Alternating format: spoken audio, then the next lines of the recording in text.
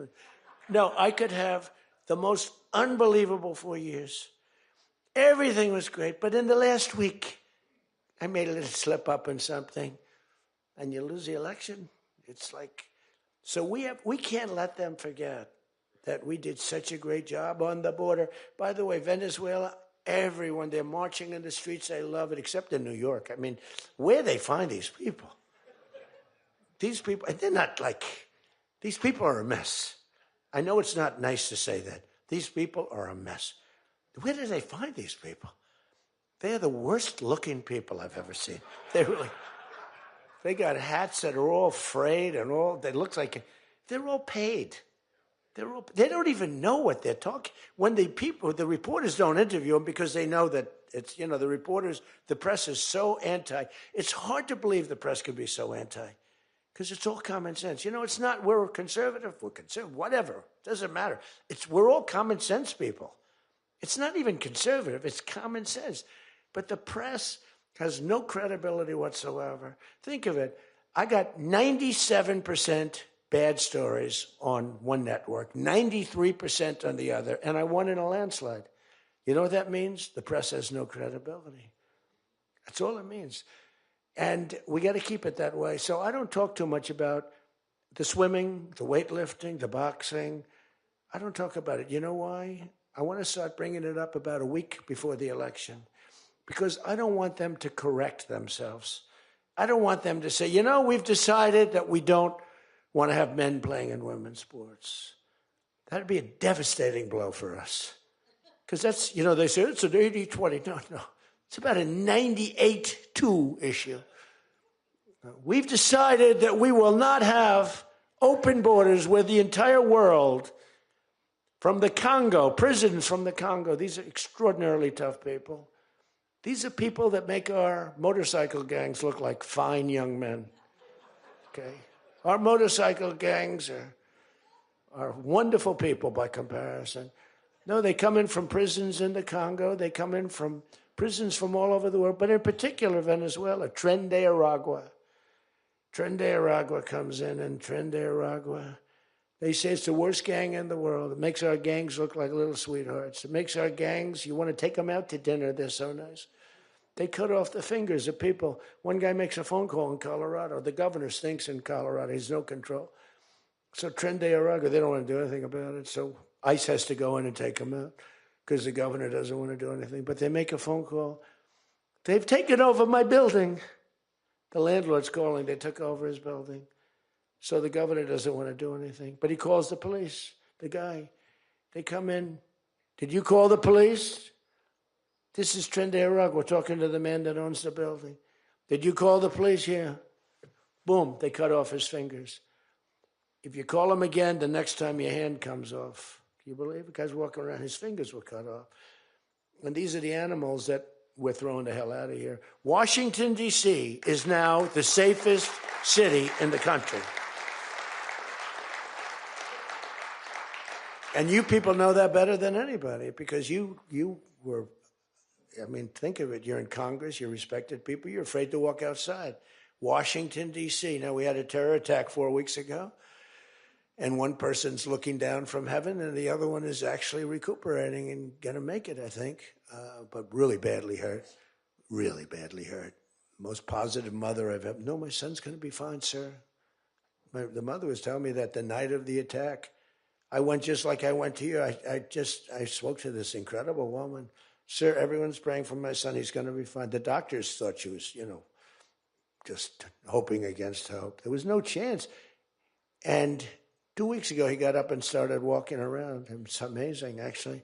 So maybe some really bad. It looks like he could be okay. He's going to have pretty bad after effects. But that was a terrorist attack on people that are doing a great job. And it could have been anywhere. But we haven't had a murder. We would have, on average, 2 murders a week in Washington. I don't even like talking about it. Two murders a week in Washington, D.C. We haven't had one in 7 months. People can walk out now. You can walk down with your wife down to the restaurants, which are booming, by the way. If you go back to before I got in, And we did a pretty good job 4 years ago, but it was never this, in my first term. So when we were during the first term, we were pretty good, but, it wasn't like that big of an issue. It became a big issue because people were being mugged all over the place. We had a couple of people working in the White House that were killed. We had one guy waiting for his wife in a car. They said, "Get out of your car." He said, "Well, I'm waiting for my wife." They blew his head off. The wife is walking up to the car. Animals. And then they get angry when I say, "They're animals." Nancy Pelosi, "They're not animals. They're human beings." No, they're not. This is another thing. That's a 98-2 issue also. No, they're animals. And we've taken them out. We've took out over 2,000 people, brought them back to their countries from where they came, or they're in prison now in Washington. Because it's not just like, you have to take the bad ones out. 2%, 3% of the population causes 90% of the crime. Think of it. 2% of the population in Washington, D.C. causes 90% of the crime. So when you get rid of the 2%, we took out over 2,000 people, got them out of the country or in prison. Some were so bad that we didn't want to send them back to their countries because they'll come back in, even though it's hard now, but, they're pretty smart.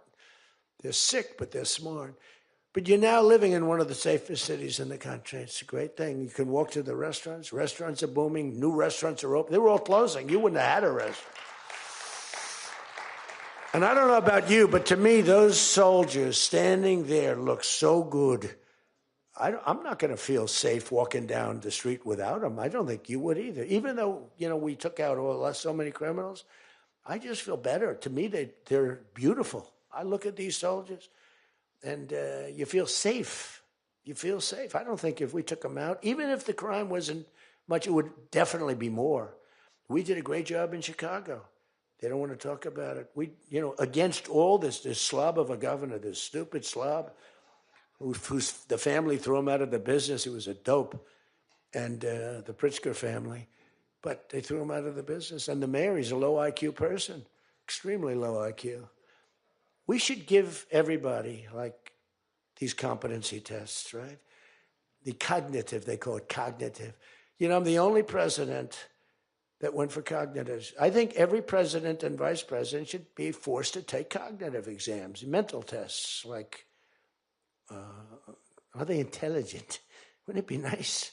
Do you think Walsh could pass a cognitive test, as an example? Do you think Kamala could? I don't think Gavin could. He's got a good line of crap, but other than that, he couldn't pass. I mean, here's a guy who didn't want to have water coming down from the Pacific Northwest. Why? They have a little tiny fish, this big, it's a little tiny fish. Not doing well. You know why? No water. They're sending water. It's too much. It's killing the fish. So they cut it off. And then they have 25,000 houses burned down. They don't know why. No, I think, I believe in it. I'm the only one that took a cognitive test. I do, it's the worst. If I don't do a medical exam, because I've had times where I went longer, because I'm busy. If I don't do a medical exam, they say, Trump's not doing an exam. There must be something wrong with him. If I do the exam, they say, why did he do this? Why did he do this part of an exam? He did too much. There's something wrong with him. Do you remember there was a period, Mike, where I had 32 days in a row. I did one press conference, 2, 3, sometimes 4. I do them behind the desk. I don't even just do it. I do press conferences. But I do many press conferences. So in 32 days, and then one day, just one day. This is 32 days in a row. Must be some kind of a crazy record. Then one day, do you remember I didn't do one? Because I took Kai, my very brilliant golfer, beautiful young lady who swings the club so beautifully. She's a great scratch golfer and loves playing. Grandpa, would you take me to play golf?